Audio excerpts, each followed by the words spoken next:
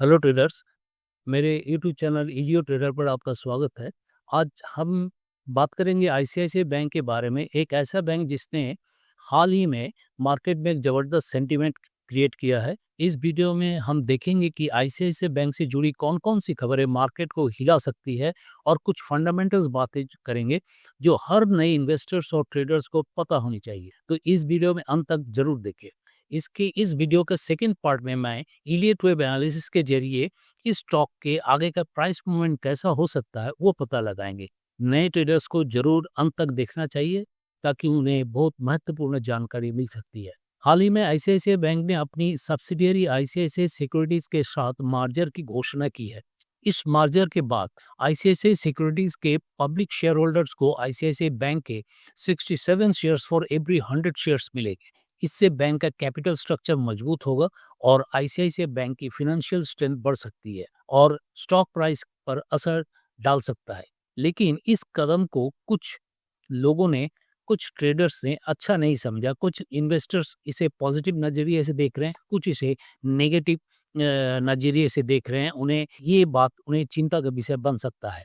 लेकिन NCLT national company law appellate tribunal ने पहली ही मार्जर पर ऑब्जेक्शन को डिसमिस कर दिया है, जो अब ग्रेटर सर्टेनिटी के साथ आगे बढ़ रहा है। इस खबर के बाद आईसीआईसीआई बैंक के शेयरों में वोलेटिलिटी देखा गया था। आईसीआईसीआई बैंक का स्टॉक प्राइस पिछले कुछ सालों में अच्छा प्रदर्शन कर रहा है। कई एनालिस्ट इस बैंक को लॉन्ग टर्म इन्वेस्टमेंट के लिए एक मजबूत विकल्प मानते हैं, लेकिन हाल ही में कुछ टेक्निकल इंडिकेटर्स चिंता पैदा कर दी है। आरबीआई के इंटरेस्ट रेट बढ़ाने या घटाने से बैंक की प्रॉफिटेबिलिटी पर असर पड़ता है। अगर इंटरेस्ट रेट बढ़ती है तो बैंक के नेट इंटरेस्ट मार्जिन एनआईएम बढ़ सकता है, लेकिन मुनाफा भी होगा। लेकिन अगर बोरोइंग कॉस्ट ज्यादा बढ़ गई तो बैंक के नुकसान भी हो सकता है। अब आइए आईसीआईसीआई बैंक के कुछ इंपॉर्टेंट फंडामेंटल्स की जानकारी पर आते हैं जो नए निवेशकों को अवश्य पता होना चाहिए। बैंक का रेवेन्यू पिछले 10 साल में काफी बड़ा है।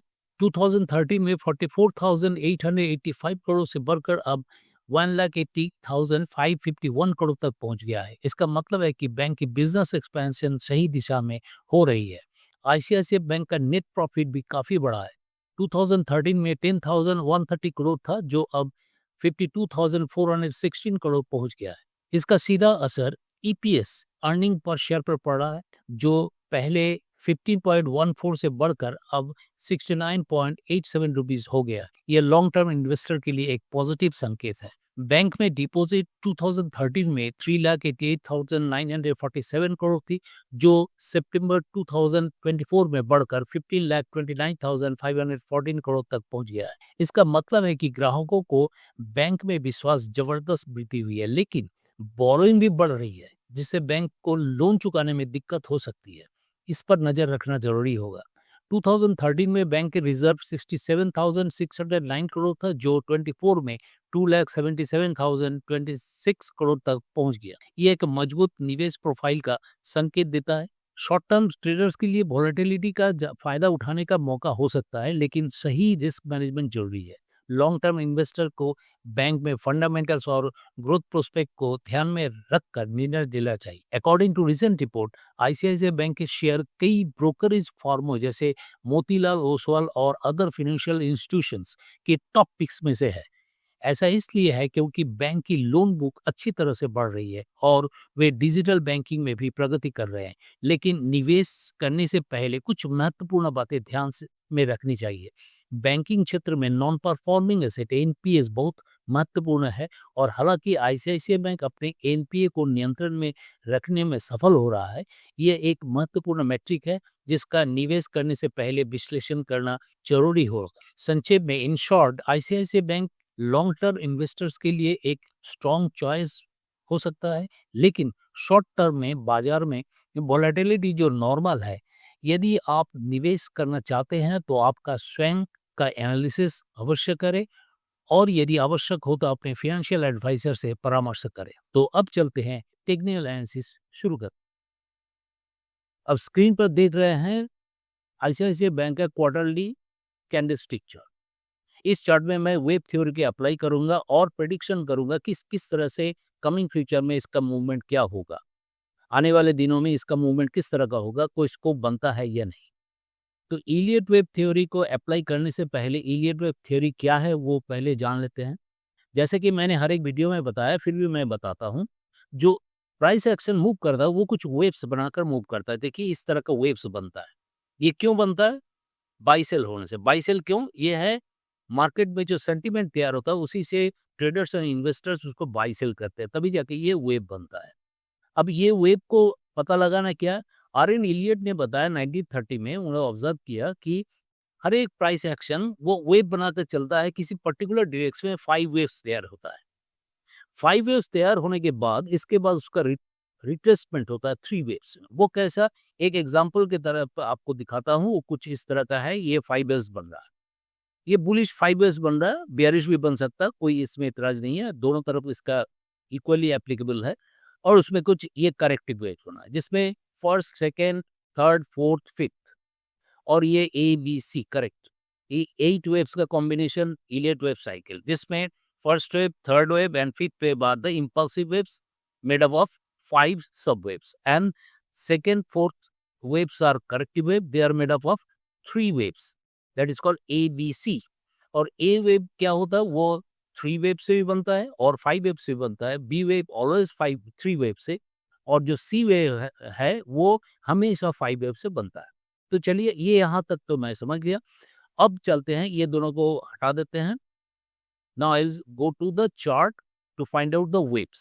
अब हमें इसे बार चार्ट में चले जाते हैं, मंथली में चले जाते हैं। मुझे यहाँ पर वेव्स का पता लगाना है, वही 5 वेव्स। तो 5 वेव्स का पता लगाने के लिए मैंने कुछ इस तरह से आपको डिनोट किया है, मार्किंग किया है। जो वेव्स वो है इस तरह का। देखिए ये है फर्स्ट, सेकेंड, थर्ड वेव देखिए ऊपर चला गया, अभी तक कंप्लीट नहीं हुआ मुझे लगता है।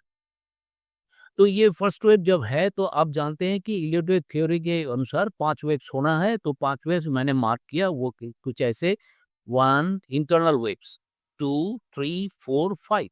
बट देखिए यहाँ पर फोर्थ वेव फर्स्ट वेव का प्राइस रेंज के अंदर है, दैट मीन्स यहाँ वैलिड नहीं है, ये रॉन्ग है। ये तो यहाँ इलियट वेव नहीं हो सकती, यहाँ पर वैलिड नहीं है, ऐसे फर्स्ट वेव नहीं होगा। बाकी होगा, इसका कारण है कि यहाँ पर देखिए एक इन्होंने दूसरी तरह का एक स्ट्रक्चर तैयार किया जिसे कहते हैं हम लीडिंग डायगोनल। वो कुछ इस तरह का है। देखिए ए बी सी डी ई, इसमें हर एक जो लेग्स है वो 5 3 5 3 5 स्ट्रक्चर से बना हुआ है। अब हमें देखना है कि इस पोर्शन में थर्ड वेव बनेगा।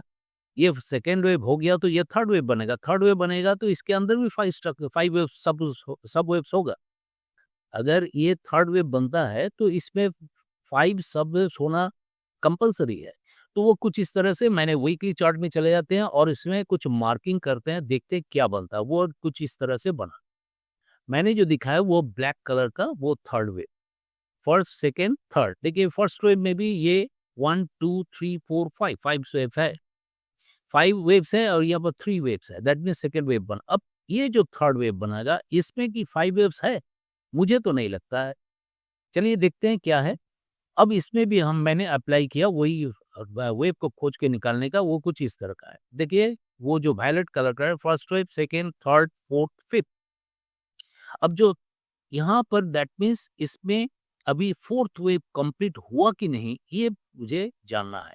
थर्ड वेव कंप्लीट होने के लिए, ये जो ब्लैक थर्ड वेव कंप्लीट होने के लिए ये वायलेट कलर का फिफ्थ वेव कंप्लीट होगा, तभी जगह थर्ड वेव बनेगा। मान लीजिए ये जो third wave, violate third wave बना है, वो कहाँ तक गया? देखिए उसका मेजर कीजिए एक्सटेंशन टूल से। एक्सटेंशन टूल से पता चलता है कि ये 161.8% जो थर्ड वेव के नॉर्मल रेंज है वहां तक है। दैट मीन्स ये नॉर्मल थर्ड वेव बन रहा है। और दूसरा क्या है? देखिए यहाँ पर जो फर्स्ट वेव जो रिट्रेसमेंट हुआ है, वो रिट्रेसमेंट कहाँ तक आया? वो देखिए 50% में आया। वो एक सिंपल वेव है। तो सिंपल वेव है तो मुझे मान के चलना है कि ये फोर्थ वेव जो होगा जस्ट इसका ऑपोजिट होगा। दैट मीन्स ये सैलो बनेगा और कॉम्प्लेक्स बनेगा। तो कॉम्प्लेक्स अगर बनता है, देखिए 23.6% में आकर ठहरा हुआ है और इसमें ये कॉम्प्लेक्स बन एक वेव बन रहा। तो ये कॉम्प्लेक्स किस तरह से बनेगा? थोड़ा लोअर चार्ट में, लोअर टाइम फ्रेम में चले जाते हैं, डेली चार्ट में। डेली चार्ट में ज़्यादा थोड़ा एक्सपेंड कर देते हैं, ये थोड़ा बड़ा होने से आपको अच्छी तरह से दिखाई देगा। यहाँ पर क्या बन रहा है? बन रहा है कुछ। ये तो फोर्थ वेव कंप्लीट हुआ? मुझे तो नहीं लगता। क्यों? देखिए ये रहा, ये फोर्थ वेव भी एक ट्रायंगल बन रहा है। That means A B C D E, वो नीचे की तरह होने वाला है। किस तरह से आने वाला है, उसे अगर हम मार्किंग करते हैं तो कुछ इस तरह से होने वाला है। दैट मीन्स वो नीचे आएगा फिर ऊपर की तरफ जाएगा। कहाँ तक जा सकता है, इसका टारगेट क्या होगा? उसका टारगेट करीब-करीब 1625 तक हो सकता है। ये मान के चलिए हो सकता होगा, ऐसा कोई गारंटी नहीं है। क्योंकि ये एजुकेशनल वीडियो है, नॉट एनी टिप्स और रिकमेंडेशन के लिए चैनल नहीं है। तो जो भी है वो स्टडी के लिए। तो यहाँ पर जो 5 वेव बन रहा है, अब हमें क्या करना है, मान लीजिए इसे थोड़े देर के लिए हटा देते हैं। अब हम इसका आवरली चार्ट में जाकर देखते हैं इसमें क्या बन रहा है। देखिए आवरली चार्ट में क्लियरली ये 3 वेव से बनता 3 लेग से बनता है। इसका जो ट्रायंगल है, ट्रायंगल के बीच में जो आपको लेग्स है, all legs are made up of 3 waves. देखिए ये 123.6% में आया। तो मुझे लगता है कि ये थोड़ा-सा ऊपर जाएगा, फिर नीचे आएगा, फिर ऊपर जाएगा, फिर ये नीचे आएगा। ये ऐसा क्यों? क्योंकि ये बी वेव बन रहा है, ये ए वेव बनेगा तो ए, बी, सी, ये बी वेव बनेगा, ये सी वेव बनेगा। यही मेरा मानना है। होगा ये बता नहीं सकते हैं।